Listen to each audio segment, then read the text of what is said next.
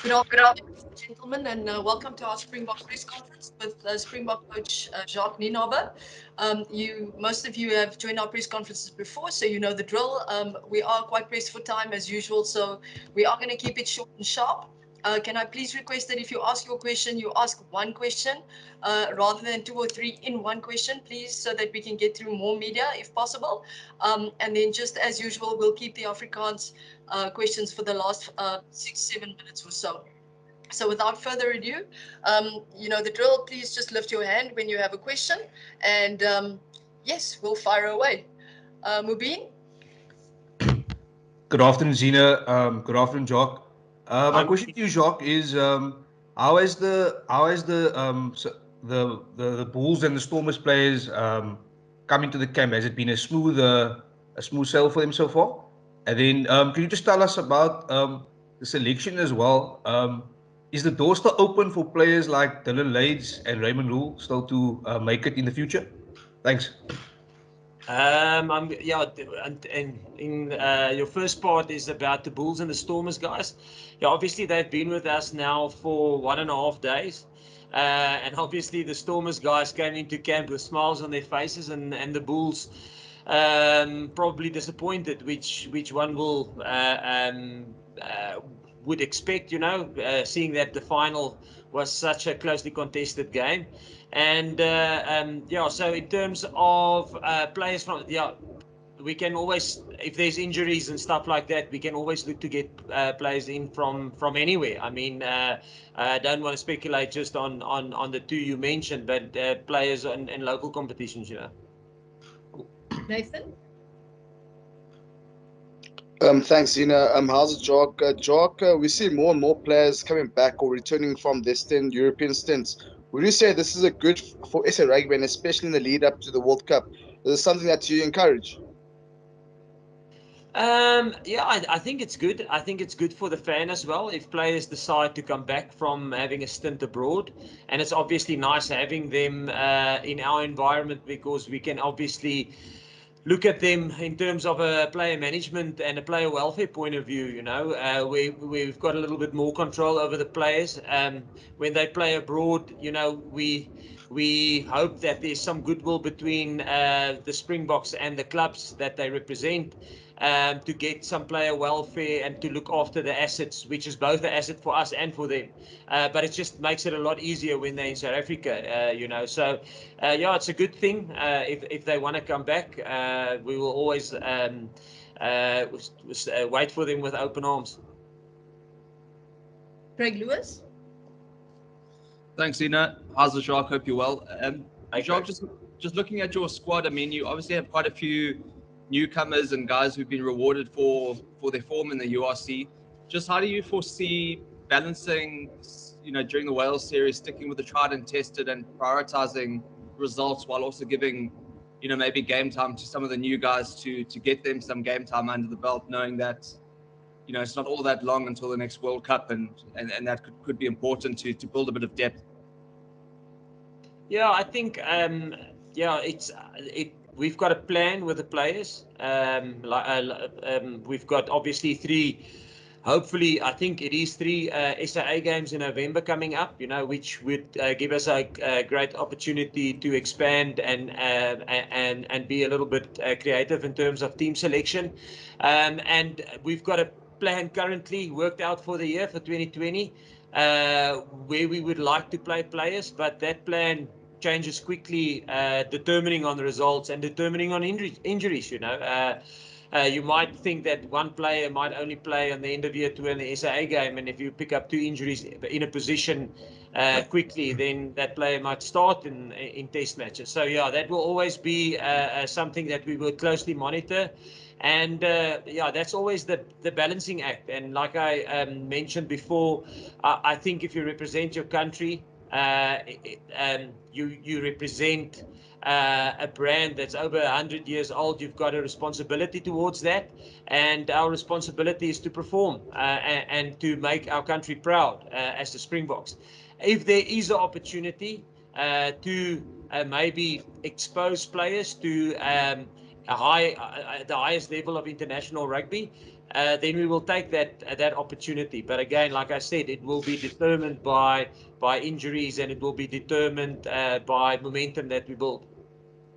Percy, is your question in English or Afrikaans? Percy? Zina, I'll wait for Afrikaans. Okay, any other English questions? There's only 2 hands up, which was Mubin and Nathan.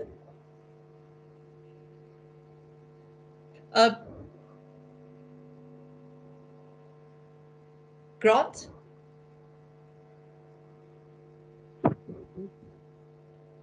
Grant, you can fire away.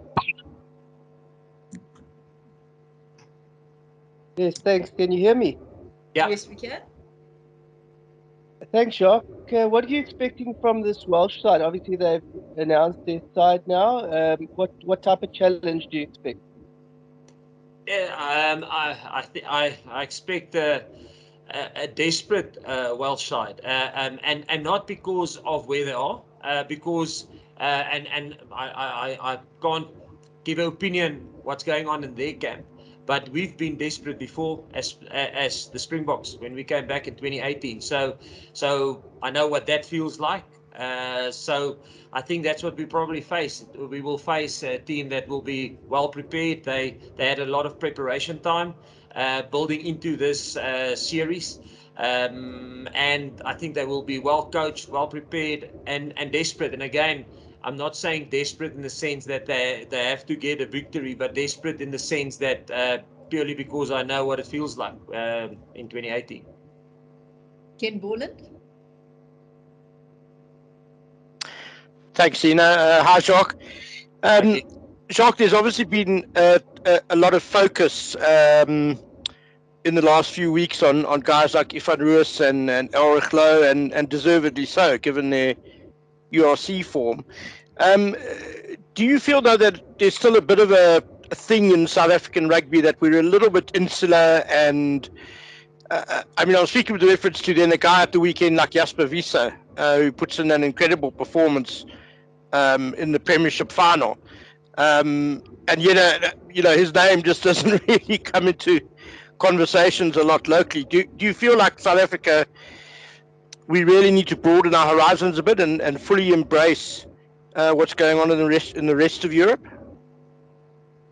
Yeah, if I understand you correctly, Ken, yeah, I think yes, obviously it speaks volumes for the depth that we have, and even if you look at the 2 gentlemen you mentioned and you look at Dion Fourie in terms of putting in a man of the match performance in the final, and then you look at Jasper Wiese putting a man of match performance in the Premiership, and that's probably where sometimes when we sit here and we discuss players and we say, listen, my job is on a Saturday. If there's Friday night games, we normally get the games about between 4 and 6 hours after they've played. So our job as a coaching staff from the national side, when we are not in camp, is to make sure that we are on every single player that we follow, to make sure that every single game they play, we watch every tackle, every pass, every kick. So when I think if you look at the squad we selected, the names you mentioned and the names that I've mentioned now, I think you can see probably a feather in the cap for the selectors. I think the players that they have selected for this squad are all in form. I think the challenge for us now from a coaching staff is to make sure that we align them. They've been coached now by their franchises for quite some time, and they would be used to their systems. So our challenge will be to align them with us. And some of the players who will come in from locally or come in from abroad, some of them have been part of us for about 60 weeks, 50 to 60 weeks have they been part of us since 2018, almost 40 test matches. So their alignment will probably come a little bit quicker due to experience working with us before. And some guys, although they are in form, will come into our environment and they're not used to how the Springboks do things, and so our challenge is to make sure that we almost bridge that gap as quickly as possible. And I think it's both our responsibility as coaches and leaders and management, and also the players' responsibility to take ownership of that and make sure that they get aligned as quickly as possible. I hope that answers your question. Yeah, thanks, Jacques. Super. Thank you. Okay. Guys, can I please request that those who have asked questions already just lower your hands so that we can see the others. And then with that said, let's go to Kanyiso. Thank you very much, Zina. Good afternoon, Jacques. I hope all is well. When you look at Saturday's URC final and you look at the Gallagher Premiership final, you look at the Super Rugby final, what kind of rugby picture did those particular matches actually illustrate for you? I think the common denominator in all those finals were physical intensity. I think, yeah, if you look at, I don't want to go too much into the stats of those three games. Obviously, we follow it closely, but I think there was a physical intensity in all three of those matches, and there's also a massive tactical battle and a battle for territory and a battle for to put the other team under pressure. So I think that was a consistent in all those games, and that's why we say it's nice if our players can play in big games like that, because finals is probably the closest there is to international rugby. But I still think moving up from big finals like that in international competition is still it's a different game playing internationally, because obviously you're playing for your country, and if you don't get the desired result, your country loses, so there's a lot at stake, which I'm not saying there isn't a lot at stake when you play for the URC, but obviously the Stormers fans are Stormers fans, but when you play for South Africa, it's 40, 50, 60 million people that you represent. I don't know what the size of the Stormers fan base would be, but I mean, I hope you get what I'm trying to say. How can I say it?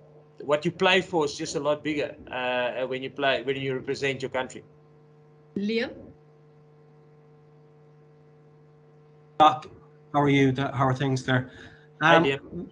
We're behind you guys in South Africa. We only got to see the first episode of the documentary series with you guys and the Lions. It was broadcast there last Sunday night. I'm just curious, with Wales coming into you guys now, is it possible for you to just put into context the difference between now and then? How very different a tour it will be in terms of, like, compared to the Lions tour where we had all the restrictions and stuff like that.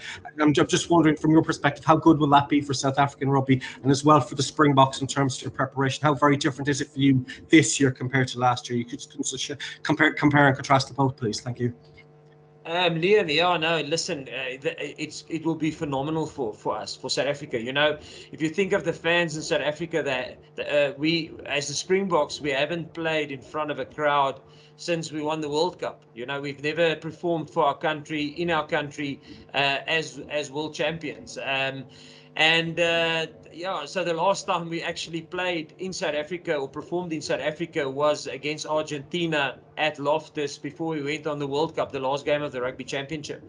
So it's going to be massive for us. And then the same, I think, for the players from Wales. There was a big contingent of them that was on the Lions tour. And it will be awesome. I mean, touch wood, nothing happens going forward, and things stay as normal, or almost back to normal as is. So things in South Africa are almost, is, in my opinion, normal, like it was pre-COVID. And yes, there is still some regulations that we have to oblige by. But it's not at all like it was with the British and Irish Lions, and I must say, looking back at it, it will be a time that would always be remembered. You know, the sacrifices made by both the British and Irish Lions players, management, their families, and the South African players, management, and their families was tremendous. You know, and it speaks volumes for how big a series that is, and how big a tournament it is. The British and Irish Lions, how big a deal it is. You know, it's massive. It's, in my opinion, it's the World Cup and that, you know. So the other things are important, Rugby Championship, Six Nations, all that. But I think that is such a unique, I'm talking about uniqueness. I think British and Irish Lions is a unique series, you know, as is World Cup. Kamba? Actually, Thanks, Good afternoon, Jacques.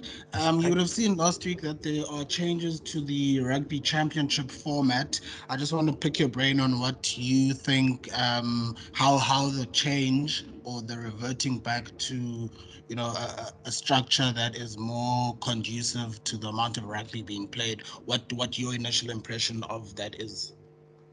The Rugby Championship. The Rugby Championship, I think, is 6 games contested over, if I get my sums right, it is contested over 10 weeks. And that it's been like that, except in World Cup years, where the Rugby Championship is a shortened format. Yeah, and I think the only change to what we normally had is that there's mini tours, 2-week tours. So we play New Zealand twice in South Africa, where in the past we played New Zealand in South Africa 1 week, and then we will play New Zealand away, and then we will play Australia at home and Australia away, and Argentina at home and Argentina away. And now it's just a mini tour. So the 1 year we're going to play Argentina home and away as per normal, but Australia and New Zealand will alternate year on year. So 1 year we will host New Zealand and South Africa, like this year, and then we will play away against Australia. Then the next year, if it's not a World Cup year, then we will host Australia again for 2 test matches in South Africa and play New Zealand 2 test matches away. So I just think if you look, I think the reason why they did it, obviously it reduces the amount of travel, which has a direct influence and cost, and also in player welfare. You know, you don't have to cross the different time zones that much. So yeah, for us, listen, it's the same for all the parties involved in the Rugby Championship, and yeah, it's a little bit new, and we have to adapt by it, like all the other teams will have to adapt by it. Well, we'll take one more question in English, and then we'll switch over to Afrikaans because we are limited for time. So Ross, you can ask your question. Thanks very much, Zina. How's it, Jacques? In terms of players now, I'm assuming you guys are pretty much up to full complement at the camp. I know that Handra Pollard's still got a French top 14 final. Are you guys waiting for anyone else? And, with being up to full complement, are you now able to, lift the intensity and sort of get to the level of preparation that you're hoping to ahead of the Welsh series? Ross, no, Andre is obviously still playing, so he's only their finals only over the weekend. But then also we don't have any of our Premiership players who's playing in the Premiership. We don't have them with us. They are only being released according to Regulation 9 of World Rugby, which is a week before the Test match. So they will only join us on Monday. As per regulation, like it normally is. We are fortunate now to get the Japan-based players, the Japanese Rugby Union, and obviously the clubs agreed that the players can start working with us a little bit earlier. So, like I say, sometimes the national unions and the clubs agree with that, and sometimes the national unions and clubs just stay strictly with Regulation 9, and then we will have to oblige by that. So we will only get our Premiership players on Monday. Guys, that concludes the English section of our press conference. So for our international media, you can tune off now if you'd like. We will now go to Percy for Afrikaans. Zina, thank you so much. Zina, can I ask you two Afrikaans questions, or should I just stick to one question? Dis reg, Percy. Jacques, goeiemiddag Jacques. Jacques, kan ek vir 'n vraag? Ek wil 'n soortgelyke vraag vra rondom jou groepspelers. Is jou groep nog steeds net 43? Het dinge verander sedert? Het jy enigste beserings? En hoe was die voorbereiding sover vir jou as afrigter gewees sover? Percy, ja, nee, ons groep bly 43. Die groep wat ons aangekondig het, is die groep wat ons aangekondig het, so daar het niks veranderinge daar plaasgevind nie. En ja, uit die aard van die saak, mense sal moet sien soos die spelers in die groep inkom, is daar enige beserings en selfs in ons oefeninge kan ons beserings optel en dan moet ons besluit of ons aanpassings gaan maak of nie, maar ons het 43 spelers, so ek dink nie as daar beserings is, ja, nee, ek kan nie, ek weet nie. Ons sal moet kyk waar die beserings en watse posisies dit plaasvind en of ons dan iemand moet inbring en of nie. En Percy, hoe die oefeninge tans gaan, uit die aard van die saak, ons was redelik kreatief geweest in die eerste 2 weke, want ons het 16 spelers gehad, maar daar was nie 'n speler in elke posisie nie, so van die stitte moes slot speel en van die slotte moes flank speel en ons was maar kreatief in terme van as dit gekom het by span taktiek. So ons het meer gefokus op fundamentele vaardighede. Waar nou is ons in 'n goeie posisie waar ons ten minste amper 2 vol spanne het wat posisie spesifiek vol is. So maar definitief een, so ons kan bietjie aan taktiese goed begin werk, Percy. So ja, dis ek dink ons groot uitdaging gaan wees uit die aard van die saak. Ek dink die spelers wat ons by die keerders gekies het, is spelers wat in vorm is. As jy kyk na die vertonings van die spelers in die finale van die Premiership en ook van die URC kompetisie. Ons groot uitdaging gaan wees om hulle belyn te kry met hoe ons dinge doen by die Springbokke. So en ons het 2 weke om dit reg te kry. So ja, nee, Percy, ons werk hard, so hard as wat ons kan. Ons sal ons Engelse spelers eers kry volgende maandag en dan sal ons so hard werk as wat ons kan om hulle belyn te kry vir 'n baie desperate Wallis. Jacques, kan ek net vra, as jy is die senior persoon op die platform op die oomblik, en ek bedoel niks snaaks met hierdie vraagie, maar wat is jou opinie oor die Curriebeeker? En as die mees seniorste persoon tans op hierdie platform, kan ek jou vra, kyk jy enigstens na die Curriebeeker eindstryd hierdie week? Wat is die beloning vir die 2 spanne byvoorbeeld, wat nou so hard gewerk het? Kan hulle enigstens die nasionale afrigter se aandag trek hierdie naweek nog, of stel jy as senior nasionale afrigter glad nie belang in Curriebeeker vertonings? Nee, yes, Percy, uit die aard van die saak stel ek belang in die Curriebeeker. Ek dink ek en Rassie het nou die dag hieroor gepraat, jy weet, toe Jacques Burger nog by die Griekwas gespeel het ons soos by die wedstryde plaasvind, as ek sê ons doen ons kyk na die vertonings van spelers en doen 'n performance analysis op spelers, dan is dit baie wyer as net hierdie groep van 43 wat is aangekondig het. Dit gaan tot by 60, 65 partykeer, jy weet, en ou soos Jacques Burger is iemand wat ons 'n paar jaar terug toe hy nog by Griekwas gespeel het, dopgehou het. En ek dink op een van die online meetings wat ons gehad het Rassie sy naam genoem en ek sê en paar weke later is hy gekontrakteer by die Bulle en nou is dit iemand waarna ons kyk, jy weet, en hy is daar ouetjie wat ons dophou en wat ons kyk hoe tackle hy, hoe pas hy, hoe doen hy sy dinge op die veld, jy weet. So nee, dis definitief iets waarna ons kyk en ek dink as mense kyk na die Curriebeeker finaal hierdie jaar, ek dink as jy gaan kyk na die Pumas en die Griekwas, is uitstekend wat hulle gedoen het om vir alles mense gaan kyk na ek dink hulle vat so, ek dink daar's soveel diepte tans in Suid-Afrika as jy gaan kyk na die twee as ek kan sê Griekwas en Pumas is domestic franchises, die ander 6 franchises is internasionale franchises. As jy vat die Cheetahs gaan volgende jaar in die internasionale kompetisie speel.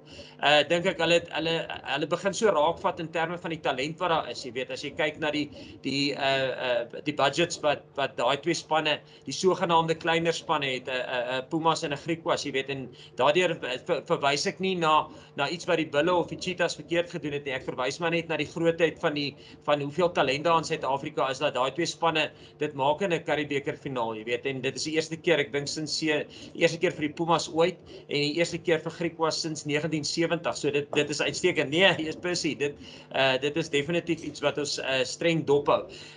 Jy weet, en selfs as jy dink daar is pony spelers wat ons ek werk naby aan Rassie met die pony spelers. Jy weet, daar's oor 100 pony spelers waarna ons kyk in Suid-Afrika, en 'n klomp van hulle het in hierdie semifinale gespeel, jy weet. En weer eens as 'n mens gaan kyk, ek dink die Pumas het 1 of 2 pony spelers, maar die Griquas het nie op die stadium 'n pony speler nie, jy weet. En hoe uitstekend het hulle gedoen. En weer eens, ek sê nie die Griquas, ek sê nie die Cheetahs of die Bulle het enigiets iets verkeerd gedoen nie. Ek sê maar net, dit wys vir hoeveel talent is daar. Nee, ons hou hulle definitief fyn dop, Percy.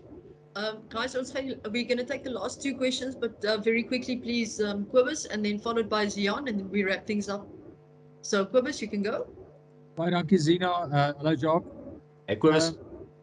Jacques, ek wil jou vra, in 2007 het die Springbokke die Wêreldbeker gewen toe die Bulls en die Sharks in die Super Rugby eindstryd gespeel het. Is jy hoopvol dat daai URC momentum ook hierdie jaar sal oorspoel na die Springbokke toe? Ja, weet jy, snaaks genoeg, Zian, ek het nou die dag te praat ek met Victor, te sê ek, ja, weet jy, in 2018 of in 2019 het ons die World Cup gewen, maar ons spanne het nie in semifinale gespeel van Super Rugby nie. Toe stel hy my vinnig op my plek, toe sê, weet jy, ja, in 2007 toe ons die Wêreldbeker gewen het ons 2 spanne gehad wat in die finaal gespeel het. So ja, ek dink ja, ek hoop daai momentum, en veral die momentum, nie net wat dit by die Bokke create nie, maar die momentum in die land, jy weet, ek dink waar die grootste of die belangrikste faktor vir ons is die fan, die spectator, jy weet, en ek dink daar's lekker momentum en lekker positiewe gevoel onder die mense wat rugby ondersteun, onder die ondersteuners. So ek hoop daai spoel oor na ons, veral as ons nou weer voor ondersteuners kan speel, hoop ek dit laat ons 'n ekstra arm en 'n been groei. Last question, Zian. Hi Jacques, goeiemiddag. Alles nou goed daar. Ek wil net vra wat jou opinie was op Dion Fourie se vertoning in die eindstryd en dan die impak wat hy gemaak het by die Stormers sodat hy teruggekom het, en as jy bereid is om te deel min of meer wat sy rol is en wat julle planne is met hom. Ja, nee, kyk, Dion, ek dink Dion, ek wil nie net oor Dion praat nie. Ek dink as jy gaan kyk na die 43 ouens wat ons in ons groep het, behalwe Johan wat ons nou 'n spesiale projek mee het, Johan Goosen in terme van om hom bloot te stel in ons omgewing, want hy is nog een wat beseer is. Hy's nog 'n speler wat beseer is. Sal ek sê so, kom ons sê 42 spelers wat tans in ons groep is wat nie beseer is nie. Sal ek sê, ek dink die groot ding wat die keerders voorgegaan het is kan ek maar sê konstante goeie spelpyl. Ek dink soos Dion baie keer wen spelers van die wedstryd hulle ja, man of the match performances, maar dit is die konsekwentheid van hulle performances wat ons na gekyk het, jy weet. Ouens het consistently goed perform deur die loop van die jaar. So ek dink nie net Dion nie. Ek dink al die ander spelers, ek dink as jy gaan kyk na al ons losvoorspelers, ons het 'n klomp goeie losvoorspelers, jy weet. Ek dink as 'n ou soos Dion inkom, sien 'n ou soos Elrich, hy sien 'n ou soos Evan, Dwayne is nie hier nie, Pieter Steff is daar, jy weet, Sia is daar's 'n klomp, Marcel is daar's 'n klomp uitstaande losvoorspelers wat tans saam met ons is, jy weet, Reinhard Alstedt van Toulouse, wat by ons aansluit, wat in een van die top spanne speel oor see. Ja, so daar's 'n klomp uitstaande spelers, en ja, ek dink die groot ding is hulle is in die groep want hulle het konstant goeie performance ingesit week na week. Guys, thank you so much for joining our press conference. That concludes our proceedings. We will be sending out a recording shortly, so just keep an eye out for that. Have an awesome day. Bye-bye. Dankie. Bye-bye. Thanks, Ina. Thanks, Jacques. Thanks. Dis Jacques, lekker week. Ja, selfe.